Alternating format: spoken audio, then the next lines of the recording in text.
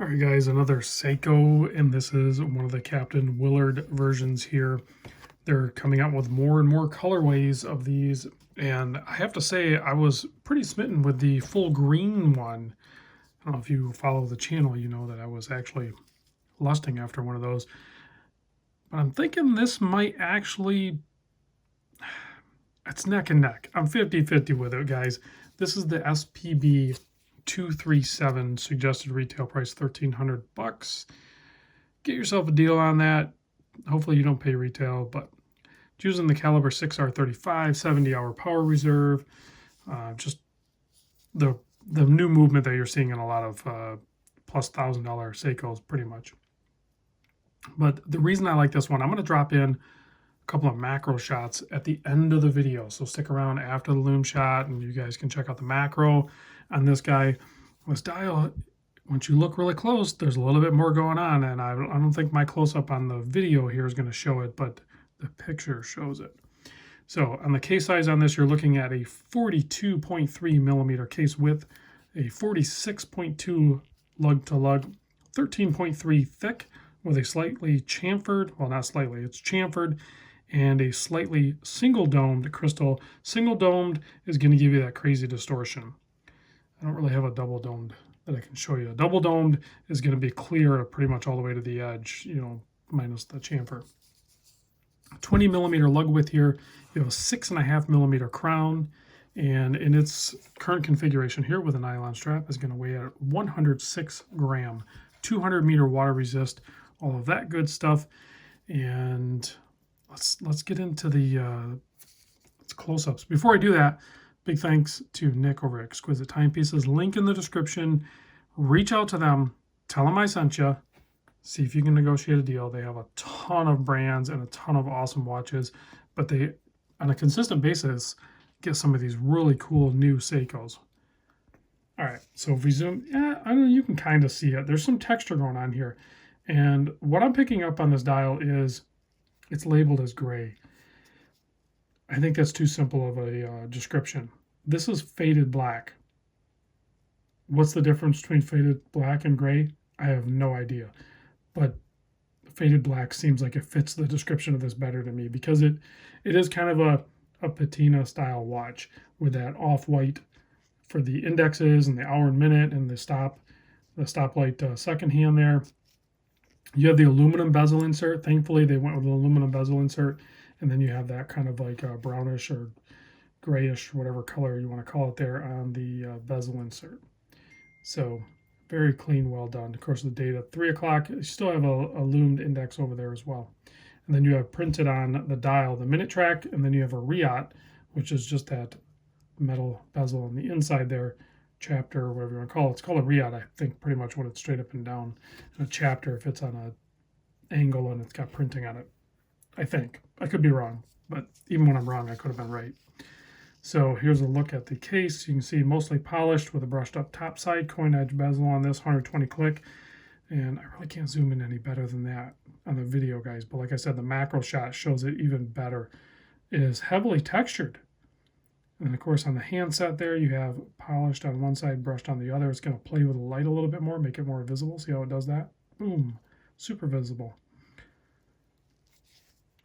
Let's zoom back out, operate this bezel, 120 click. Very nice, clean Seiko style action. I mean, that's all we got to say, right? When we say 120 click Seiko style, I mean, there's not a lot of other watches out there that do the Seiko style bezel action. And this one is in true fashion. The bezel alignment is maybe slightly to the left, or what we call, Bruce Williams and I joke about a half a click off. It's usually not a half. It's usually like not even a quarter, like an eighth of a click off.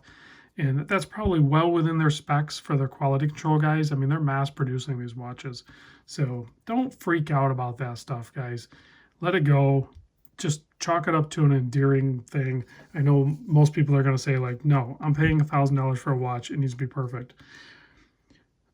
I have personally handled watches that are over $10,000 that line up maybe slightly better than that, but not perfect. So, guys, seriously, calm down a little bit. There's bigger things to be worrying about here.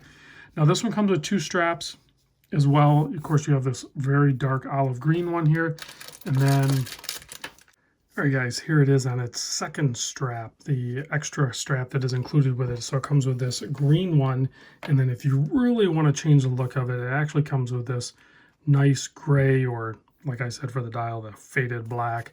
And it really changes the look of the watch, as you can see. So this is the extra strap it comes with. I'm going to put this on my wrist real quick so you can see it. Before I do, I want to show it next to the Seiko SKX, because Seiko, and why not? You can see both of them having a cushion style case, but the Willard just pulls it off so much better.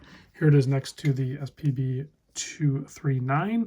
These were both released at about the same time. They both have a similar appeal to them. They're not the exact same colorways, so that was kind of cool because that would have been easy, right? But I like that they launched these at the same time, but they look like they are from the same time release, but they are different color palettes for sure. The Willard would have looked great in this, and I think this would have looked great in that. So really, they could have probably done 4 releases in this. Just saying, Seiko. You could have done 2 Willards, and then you could have done 2 of these 62s in both these colorways. And I think they all would have looked amazing. All right, let's pop this on my wrist. Of course, that's a lot of watches, and you know Seiko already has a pretty stacked catalog. But, you know, whatever. There's always room for more, right? So, like all fabric straps, I struggle to get them installed on my wrist, but there you go. Man, the Willard works so good on so many wrists, guys. I'm shocked I actually don't own one of these, but pretty much I've only been wearing my sub. You guys know that. So I'm pretty confident I'm going to end up owning the Willard. And when I go to do it, it's either going to be this one or the green one, but I'm really starting to lean towards this one. This one on I think the green one on a Melanese or a shark mesh or something would look better, but I don't know. This one on bracelet. I'd like to see this one on bracelet. I'm not a fabric strap kind of guy. I love that they look as good as they do, and you can change the color instantly. You know, this one, even on this color strap, would look really good. So maybe pick up both these, then you have all 4 color straps. I don't know if you can get these straps alone, independently on Seiko or not. So let's see. Let's kill the lights. Let's check the loom. I think we covered everything. And there it is. Seiko's new cool blue, bluish green. It's definitely a cool blue. It's not BGW9 though. It's like their own thing. You know, Seiko created, so it's not as crisp as BGW9. It has like a little bit of green in it, but it's mostly blue. So well done. Macros right after this. Thanks for watching, guys.